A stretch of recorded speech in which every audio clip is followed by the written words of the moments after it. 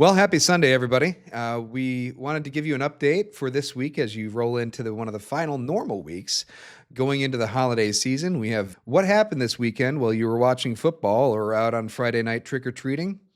Something that's been planned for quite a while. We're going to give you the rundown as quickly as possible so you get what you need so you can be the most informed around the water cooler tomorrow, or if you're working remote, just sending people emails or passing along this leak. This is Avadi's Daily News, Sunday edition.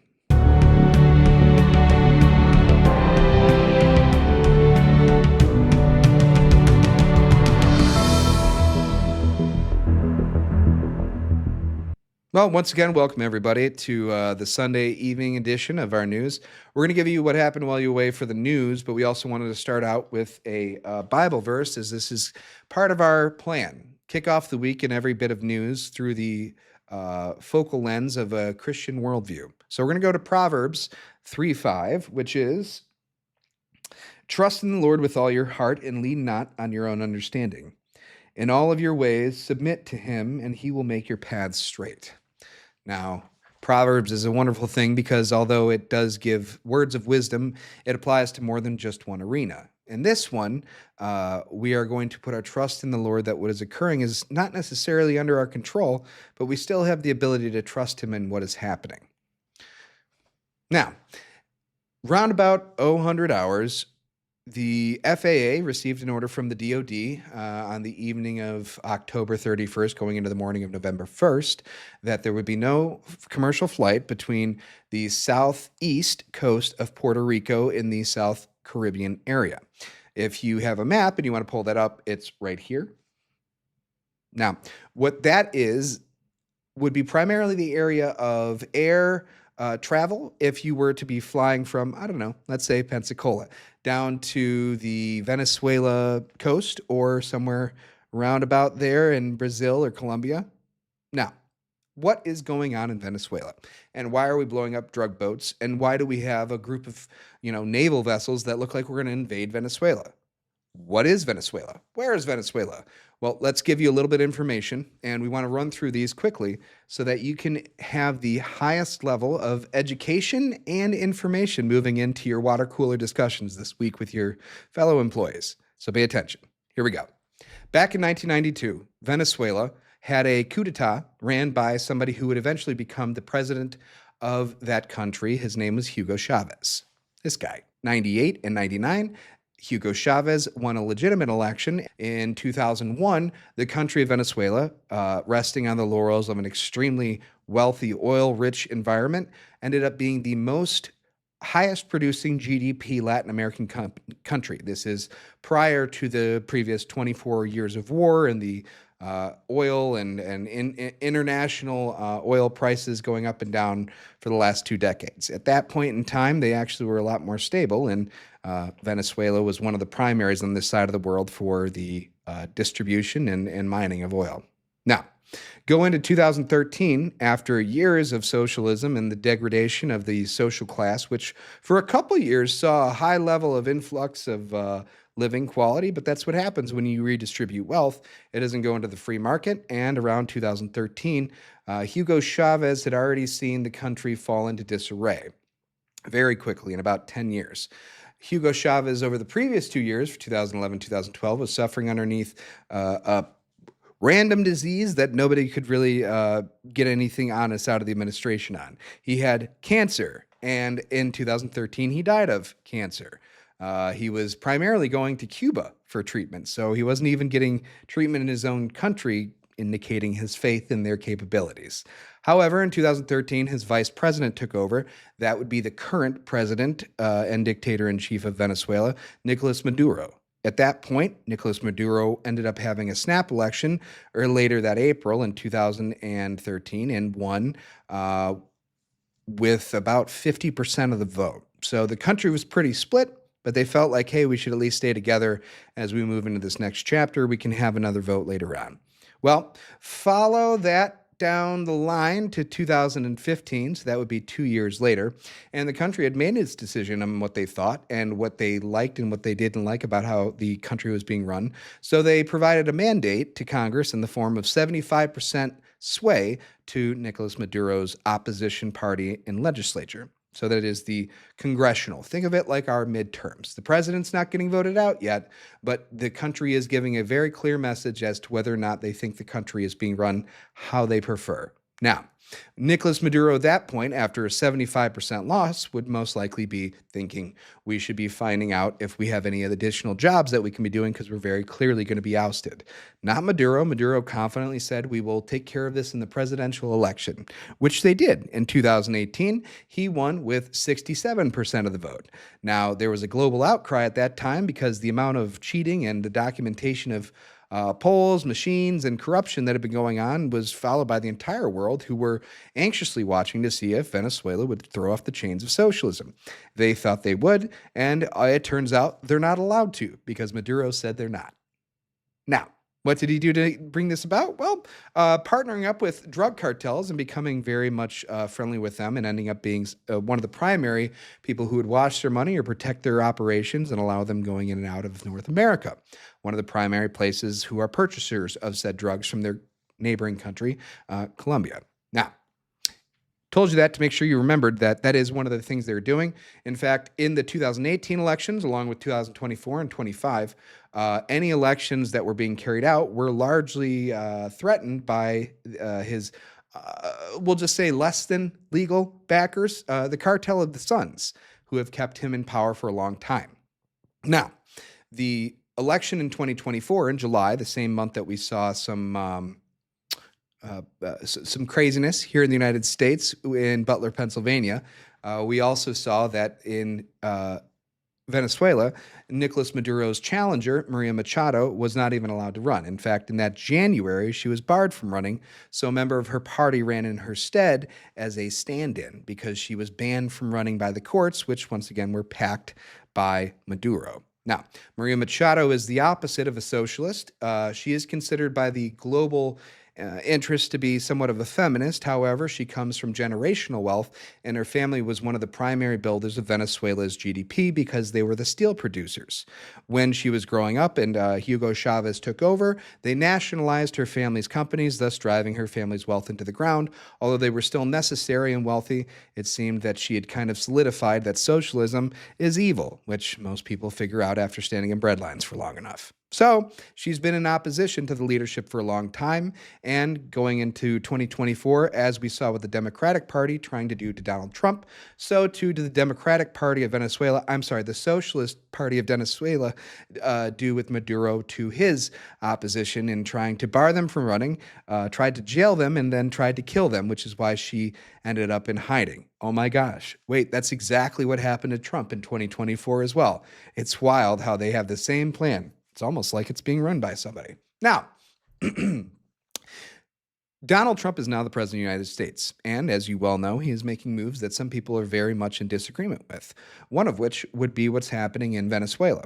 A lot of people are seeing the influx of military actions against drug boats and drug lords outside of our nation's border as apparently illegal. I don't understand where people think they're getting their legal advice from, but if it's outside of your country and borders and it's influencing the health and a direct attack on your citizens, let alone if another country like, we'll say,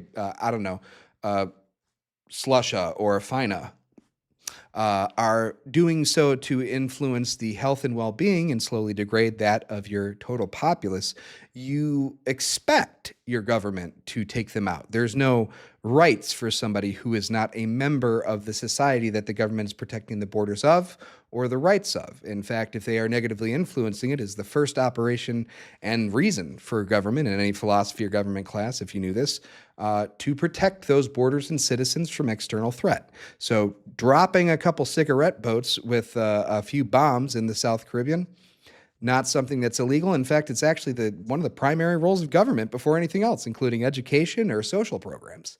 So, I don't know, figure that out. Anyway, moving on. Back in February and March of this year, we saw Venezuela continuing their drug operations and sending Tren de Agua people into the United States illegally. Now, El Salvador, and Argentina with Javier Milei, and then I would have to pull back up the other leader's name, but they both tweeted out within the same month that they would be happy to accept into their prisons the extradited and deported members in the United States of the over 13 million illegal immigrants which the Democrat Party had brought in over the last 4 years illegally. Now, that was a big old thumbs up to the new commander-in-chief, Donald Trump, who retweeted both of their tweets. One would think it was basically just because he felt good that people were supporting him and showing his support in Latin America. However, it may have been the beginning of the plan that we're seeing play out now. How do we know that? Well, it's important to pay attention to this timeline, which we've created for you. As you see, we get up to 2024 with Maria Machado getting banned from running and then her surrogate running for her. And as we discussed, we see El Salvador and the Argentinian leaders tweeting out to Trump. Now, we're going to jump ahead to September, which is just a couple of months ago of this year, where we started to see some of the current administration's plan play out. Week 1 and week 2, we saw our first group of the drug cartel boats getting blown up without due process. Can you believe that? That was the first indicator that there is indeed naval shots being fired across or very much on the bow of those who would do America harm coming from the Caribbean. I believe the deportation and the allyship with Argentina and El Salvador's presidents to fight the illegal immigration trend that had been happening over the last 4 years was also an indicator to Maduro that he probably should have ended up playing ball. However, he cried a foul and doubled down on, standing up to the big bad U.S. Well, there's one, we'll say three problems with that. Number one, your people hate you. The society that you've grown in socialism, as it does with all, ends up being a hellish landscape where people are waiting in bread lines. Things that Bernie Sanders wants, apparently. And additionally, your backing is all illegal, and it's not even real. If you want to look at Venezuela's military, it turns out there's actually about 70,000 people, and most people assume that when you say a military number like that, it means that the military is functional. However, if you have a society full of people who are impoverished and your industry has collapsed, it's very difficult to actually utilize that military because you don't have fuel to drive the tanks or the machines. Ammunition, which you might have been selling or giving away to the drug cartels, is now not there when you need to fire it. In fact, the guns in the population are all centralized to singular locations which the police or the military control. And in fact, they were actually doing drills with wooden guns. And they said, we'll give you the guns when things actually happen. Are the guns there? Probably not. Probably not. There's probably not extra guns for them, just letting you know. And finally, if you have 70,000 people and you can't feed them, clothe them, or put them out there, you also probably don't have the ability to pay them, which means they're probably going to throw up their hands in the white flag faster than a going out of business sale in a Persian market. I'm not sure how that relates, but it sounded right, so we're going to go with it. Now, Venezuela's population, as I said, is 30.5 million, depending on how you take the 2023 statistics. So you have a group of impoverished people who are waiting with an army/military that is underfed, underpaid, and likely filled with drug cartel members who are now thinking, is it better to cut ties and go back to Colombia and make friends with the new regime or stay here and fight? They're going to double down on the resources and pull other people out quietly if they haven't done that already. Now, what do they have to say about the Navy? Well,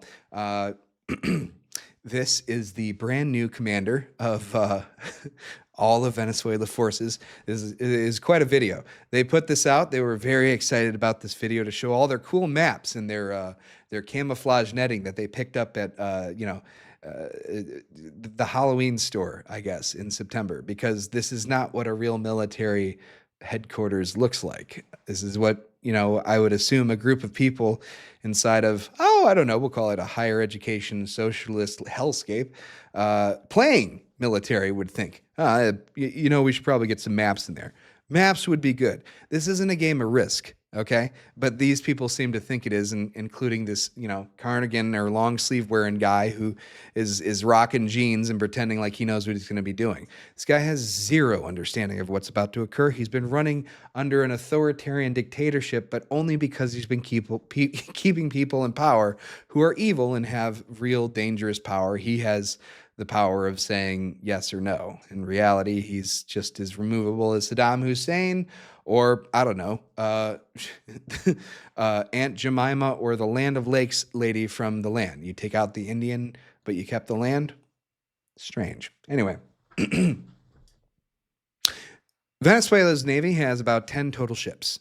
They have, I think, 37 frigates, which would be basically just the same as your uncle's, boat that he takes out with a couple friends on the weekend. In fact, I would say there are likely better armed yacht clubs in the middle of Mississippi than there are in a total Navy armed and ready to defend themselves against the U.S.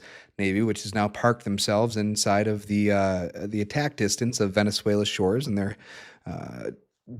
capital city, Caracas. Caracas? Yeah, I think so. We might have to go back and edit that. If I was wrong, here's the new name. Or if I was right, it's the same name. Awesome. Okay. Now, they do have 2 submarines, but I wanted to tell you a little bit about what we've got coming to play with. First off, I wanted to give you guys an understanding of how excellent this move was. Back in September, as we said, there was the attack of drug cartels. However, to give you guys an understanding that this has been planned for more than 1 month and goes all the way back to likely March, there was a sequence of events which are important to pay attention to. Number 1, on the 24th of September, Fleet Week for the United States Navy was announced for the very first time in the history of, since I've been following it, Houston, the southernmost port of our entire nation. So not Miami, but Houston, and also not San Diego or New York. Interesting, because it was also coming on the same lead up to the Marine Corps birthday, which is the 10th of November, 1775, Semper Fi. Now, why is that important? Well, it seems that this date, wouldn't you look at that, just so happens to be the same week that is the lowest traffic from any kind of commercial vacation cruise or air traffic from the United States. Additionally, it's a good time when you might be seeing the end of hurricane season rolling through. Now, what occurred in the lead up to this week? Well, October 16th, you can pretty much guarantee this is what was going down because we saw Admiral Alvin Holsey, the commander of Southcom, right here, announce a kind of premature retirement. He'd only been at the command for just under a year, and it looks like the other ones underneath his command. So Southcom being different than SOCOM. SOCOM is Special Operations Command. Southcom has to do with the South hemisphere of our side of our side of the globe. So you have a collaboration of the different members of the Department of Defense. So you have the Admiral on the Navy side, and then you have the Air Force general who actually was an A-10 pilot and F-15 pilot. So he's got some likely Desert Storm, Desert Shield experience with some of the fun stuff that the artillery and the infantry units like, the A-10 Warthog, one of our favorites. Now, you also have a ambassador to Argentina. Let me pull this up. You also have the ambassador to Peru, Stephanie. She seems pretty all right. She likely has several different languages, and I believe she was also a Navy veteran. So she has military experience on top of also being an ambassador who was appointed by Trump, previously appointed by Trump in his last administration as well. So she's likely very strong on board with the administration and in support of their actions. Also, you have from the Marines, Sergeant Major Rodriguez. Sergeant Major Rodriguez cut his teeth primarily in artillery and is a very decorated military professional going through several different wars. And if you go through his awards, you'll see he knows what he's doing and he knows how to put warheads on foreheads. So we've got a good group of people, including one that was an Obama and Biden appointee who is now stepping back from his role all the way back on October 16th. Meaning he's likely not in command as we move forward and was also probably against the plan, which is likely why he was allowed to retire. Thus, in October 21st, as we saw Hurricane Alyssa rolling through, the Navy and the rest of the military started to take its chance and make its move here. This was planned, and a hurricane just so happened to roll through at the right time that most people are going to be assuming we're not going through that hurricane. Why? Because they canceled Fleet Week the day after. October 22nd, the day after the Hurricane Alyssa was announced, they canceled Fleet Week and moved it to next year in March. Disappointing for all those Marines and sailors who were going to go have a great time with Glorilla and Megan Thee Stallion down in Houston. I don't know if they were actually playing, but that's who I'd be looking forward to. Now, October 21st, as we said, we had the cancellation of Fleet Week, but something happened the next day that pretty much all assured what was going to occur in the following week. Maria Machado was given the Nobel Peace Prize over 240 other candidates and over 30 other organizations who were nominated for this, including Donald Trump, who had just pulled off the first Palestine and Israel ceasefire and peace treaty that had been inked, I believe, this century, meaning he was most likely the forerunner, especially over one who had not necessarily achieved anything yet. She had never been elected, and she still hadn't conquered Maduro. So why was she given the Peace Prize? Well, that's what we call a global anointing. It's bringing into the public eye somebody and anointing her with a high level of virtue globally. So the left and the right, and again, the Peace Prize, the Nobel Peace Prize is primarily a leftist given out kind of prize. So basically, she's getting the ominous dominus from the rest of the world as a person of virtue who they would support. She herself is a little bit of a libertarian because of the nationalization of her family's steel manufacturing company. She's very much against government interfering in the lives and the market of others and privatized business. She's also a female who likely is going to be working directly with President Trump, as it is likely that it was their administration which has been prepping her for this moment. We can see that he does indeed support her, because rather than coming out and making a move of, somebody who might be offended that they didn't get the Nobel Peace Prize from the Palestine-Israel agreement, they retweeted and congratulated her, meaning all of the ego for one of his greatest accomplishments as a president was set aside to make sure that they could lift her up and elevate her as a legitimate leader and a member of democracy reigning free in the world. Thus, we can say that he has been supporting her, and that this move was likely influenced in the Nobel Prize Committee selected her based on a preordained selection. I don't think this was not ordained, and you shouldn't either, because of what happened next. In the following week, on Friday night, as we saw, at 0000 hours Eastern Standard Time, the DoD announced there would be no flying or traveling on the east-south coast of Puerto Rico. Why? It's a direct path where the U.S. Navy was rolling through, and they were steaming in with many different ships. I would assume several submarines as well, which you can always assume when there's an aircraft carrier group going, which there is. The USS Gerald Ford is rolling in there. I believe that's our largest aircraft carrier with over 90 fixed-wing aircraft of the jet fighter type. Additionally, according to one of our correspondents, the name of the Air Force general is Lieutenant General Pettis, the one who is the A-10 and F-15 pilot type. You also have the USS Iwo Jima, which is a WASP-class amphibious assault ship, holds about 1,500 Marines. You have the USS Gravely, including this includes transport docks, and you have the USS San Antonio, the USS Fort Lauderdale, as well as the destroyers USS Jason Dunham and the USS Dunham and the USS Sampson, and the missile cruiser, the USS Lake Erie.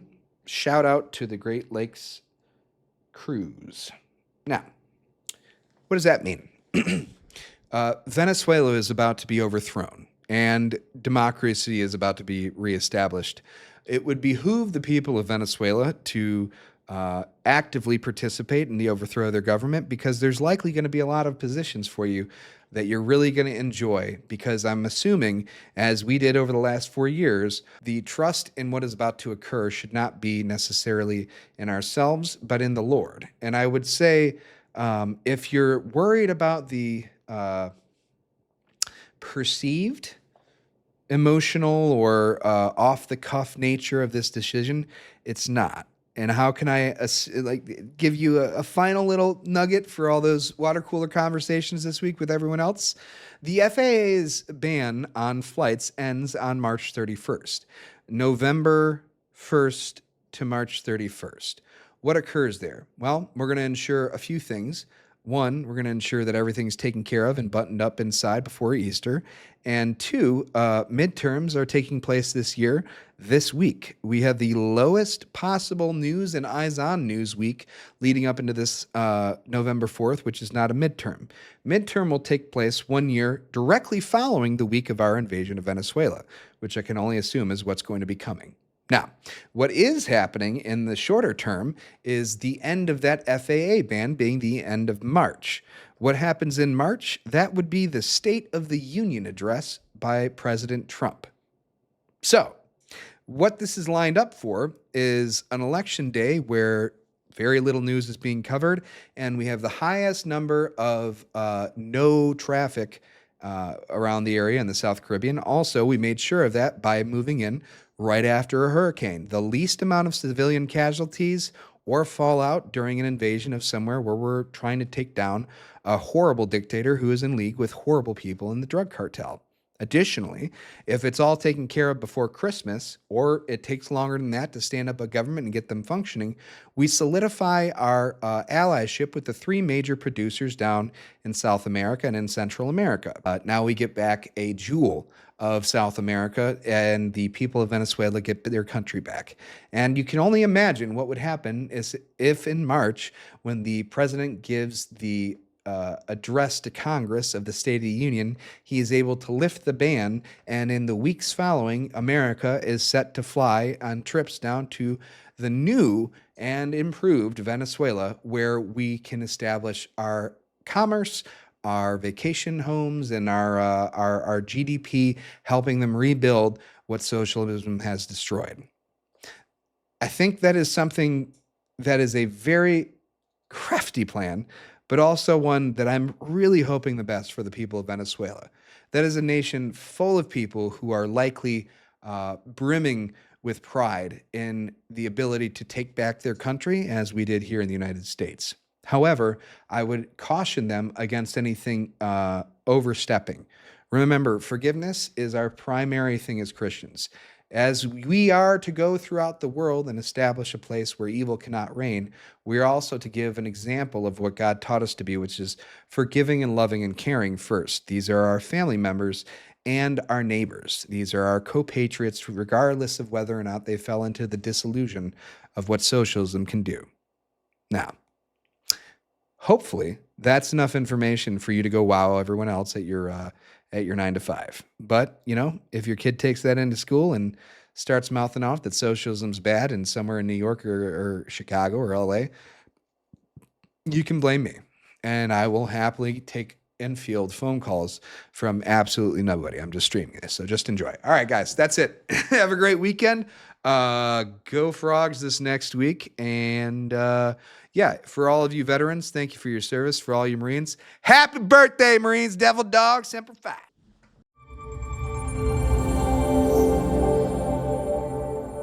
It's the Bet David show. I don't want to be shipping off $40 billion to Argentina. I totally agree with that. I don't. Why are we bailing? They're not wrong. The Civilian Space Agency.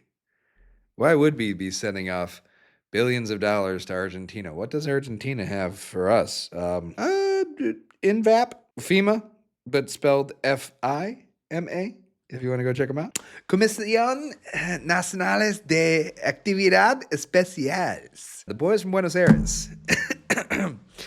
If we were to give them a nickname, I don't know, probably like Nick Fuentes' uncles. Yeah, if we were to kind of give them a group of people that may really hate one group of people, and yet for some reason keep flying to Huntsville, Alabama. Probably a coincidence.